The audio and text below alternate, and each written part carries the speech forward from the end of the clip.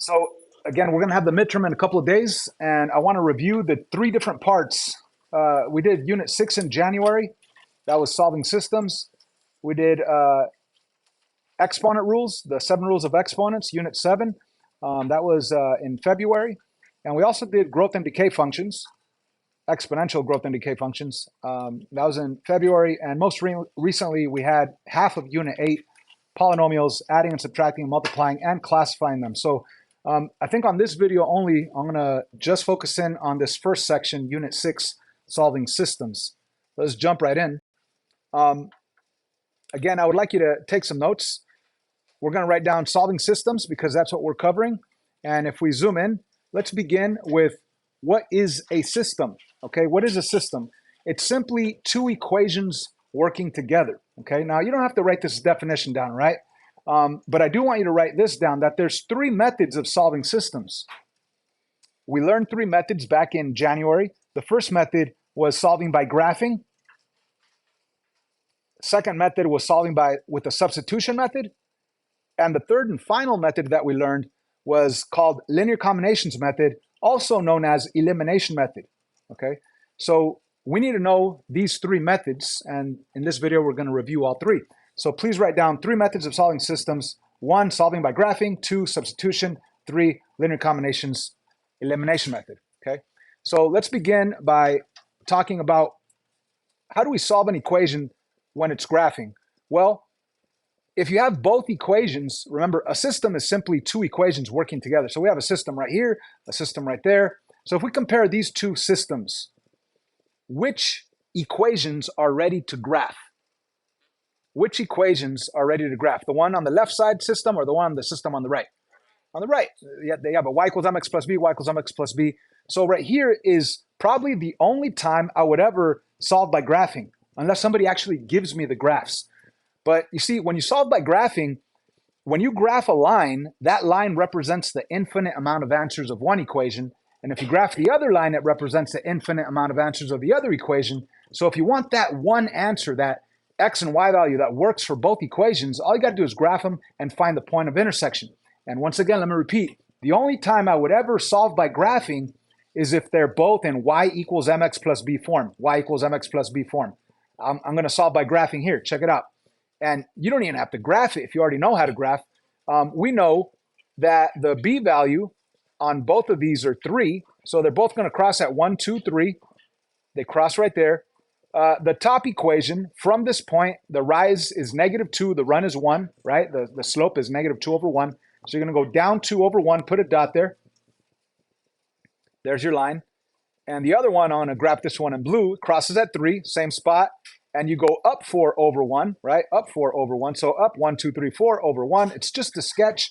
But the bottom line is, you know that they're going to cross at this point. That's the point that they share. What is that location, guys?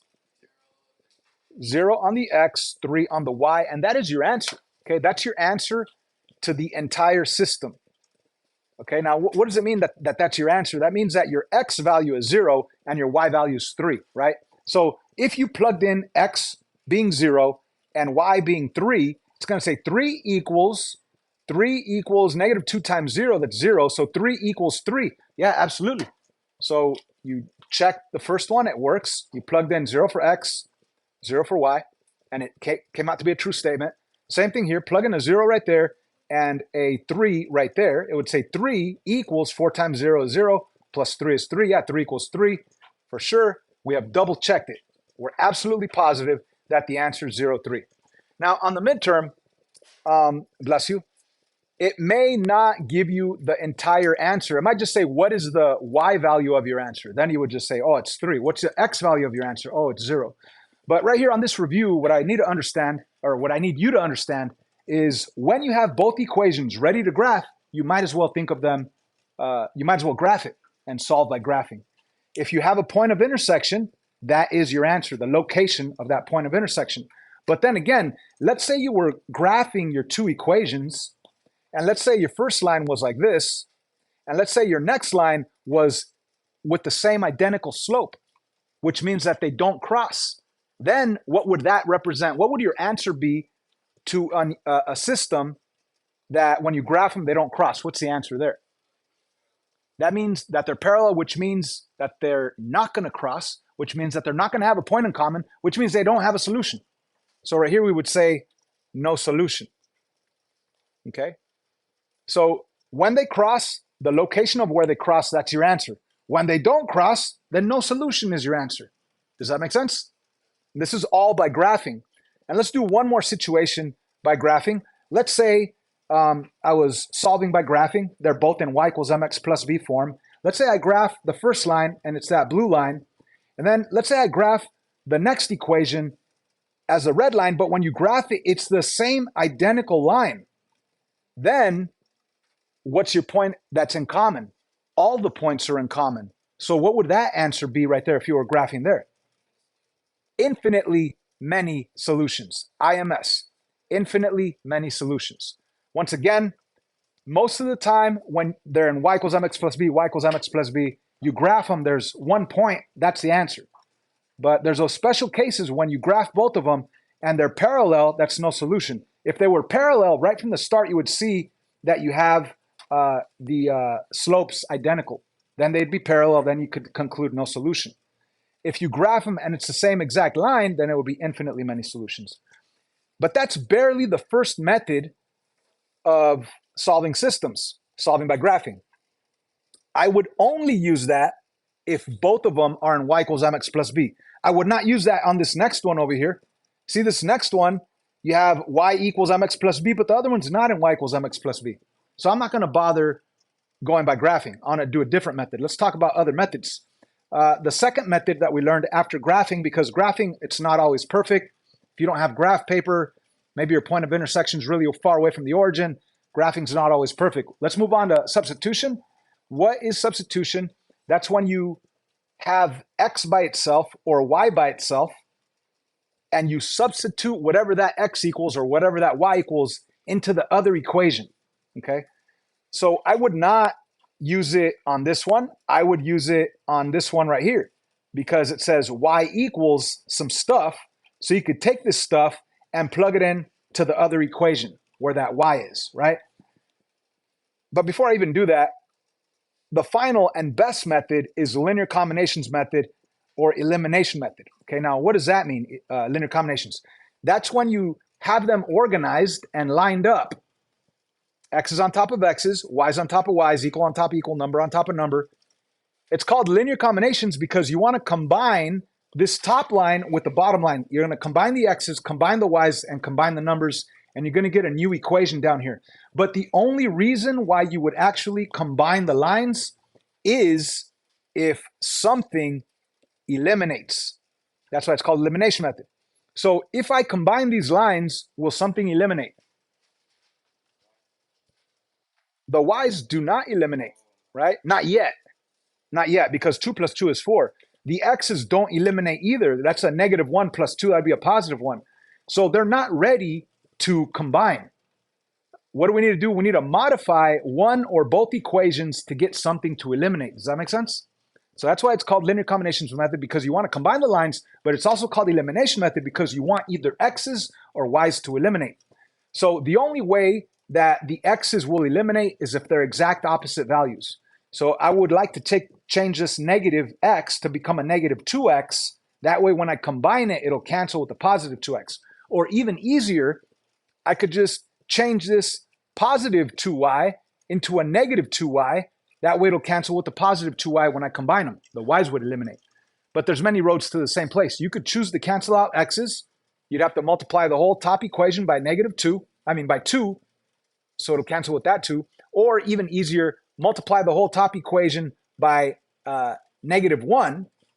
That way it'll change that. Then the 2 and the 2 on the y's will cancel. So let me do that. I'm going to modify the top equation by multiplying by negative 1 in order to get the y's to eliminate. Okay, so when I multiply negative 1 times negative x, that'll be a positive x. Negative 1 times positive 2, that's a negative 2 with the y. Negative 1 times positive 4 is a negative 4. Here is my new modified top equation. The bottom equation I'm not going to mess with. I'm just going to rewrite it. 2x plus 2y equals negative 20. And now, are we ready to combine the lines and eliminate something right here? Are we ready?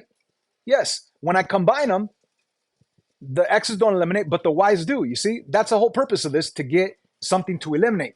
And that's what happens. The y's eliminate. When I combine 1x plus 2x, well, that's a total of 3x's. The y's are gone. The equal sign comes down. And when I combine -4 and -20, that's -24. So I now have a simple one-step equation. 3 times x equals -24. All I got to do is get rid of that multiplication by doing the opposite of multiplying, which is what? Dividing. So we're going to divide by 3, and we now have the answer x equals -8. Are you with me? Now, that's barely one answer. Remember, on a system, you need both the x and the y. Now, maybe the question on the midterm says, what is the answer for x? You would just say -8 and that's it. Or it might say, what is the answer for y? You have to actually figure out what y is, or maybe write the coordinate, right? And state the entire solution. So once you have one answer and you need the other, what do? Plug it back in. So I'm going to take this -8 and plug it back into any equation, the top or the bottom, and plug it in where the x is at. So you see I have an x right here. I want to plug in a -8 right in there. So in order to do that safely, I want to rewrite the whole thing, but instead of x, put parentheses. So check this out. It says -x. I want to write down negative parentheses, plus 2y equals 4 equals 4. And instead of x, I put parentheses. Why? Because I know that x equals -8. So I'm going to take the -8 and put it right in there. And when I do this math, I know that a negative and a negative change to a positive. So what I really have here is 8 plus 2y equals 4. And I want to get rid of that 8. So I need to subtract 8, and I will have a new equation that reads 2y equals -4. So what's my last step right here? Anybody? I need to get rid of that 2 in front of the y. Divide by 2, y equals -2. That's barely one answer. We already had the other answer. So the complete answer will be parenthesis -8, -2. So right here we solved with linear combinations method. That's the best and fastest method there is, right? So when will I use linear combinations method? For sure when they're lined up. X's on top of X's, Y's on top of Y's. Even if they weren't lined up, you could organize them to get them lined up and ready to combine and cancel. Sometimes you may have to modify one equation. Sometimes you may have to modify both equations to get either X's or Y's to cancel. Sometimes they'll just be ready to go. What about the substitution method? The only time I would ever use substitution method is if I have a x by itself, as in x equals or y equals. So right here, I have a y equals that stuff. Technically, that top one's ready to graph, but the bottom one's not ready to graph, so I'm not going to bother with graphing.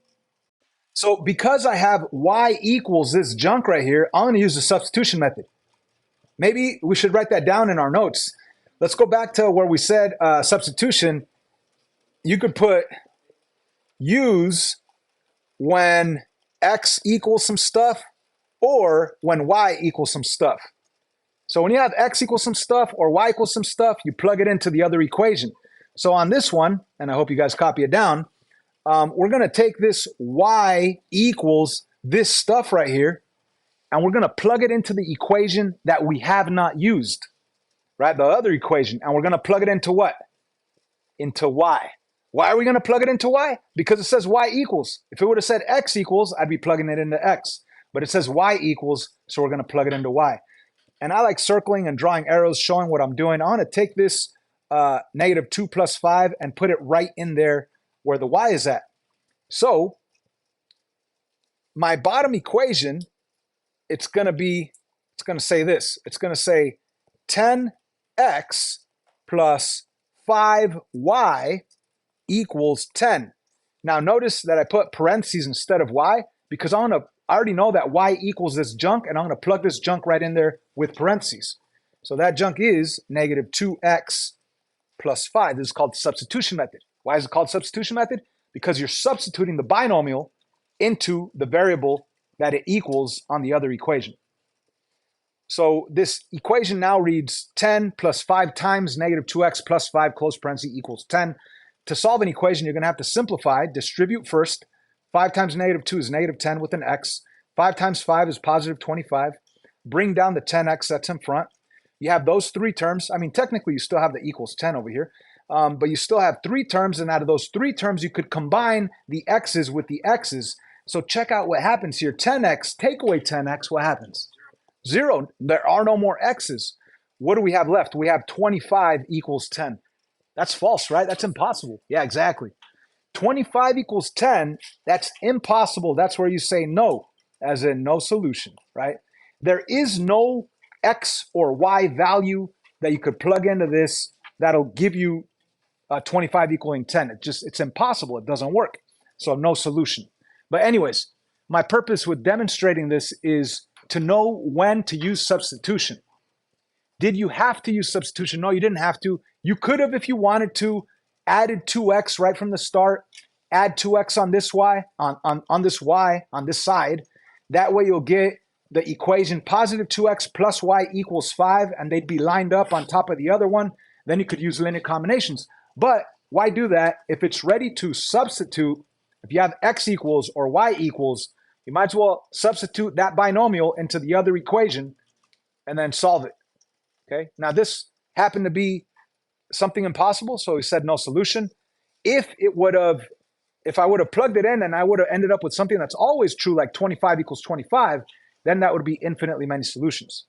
Anyway, once again, look at these three systems we've done. Why did I go with linear combinations here? Because they were lined up. Even if they're not lined up, linear combinations is a great option. It's the fastest one. The only time I would not use linear combinations or elimination method, they're both the same thing, is if they're ready to graph. Then I would think about graphing. And if they cross at one point, that's the answer. If they don't cross, it's no solution. If it's the same line and they have an infinite amount of points, that means infinitely many solutions. The only time I wouldn't use linear combinations is when they're ready to graph, or if you have x equals or y equals, like I do here, I would use substitution. Now let's look at this one over here. Please copy this one down right here. Do you have both of them ready to graph? Yes or no? No, they're not both in y equals mx plus b, so I'm not going to go with graphing. Do I have either x equals some junk or y equals some junk? No, so I'm not going to go with substitution either. So elimination method is clearly the best and fastest method. The only way I would go with those other ones is if it had that situation I just explained. If you have both were ready to graph y equals mx plus b, I would graph. If you had x equals some junk, I would go with substitution, or y equals some junk, I'd go with substitution. But right here, I'm going to go with the elimination method. And the only way to, or the first thing to make sure of when you're using elimination method is that they're lined up. X is on top of x's, y is on top of y's, equal on top of equal, number on top of number. So as you can see, this one's in standard form and this one's not. So let's put this bottom one in standard form. That means put the x term first, the y term second. Now we're not doing any math, we're just changing the order.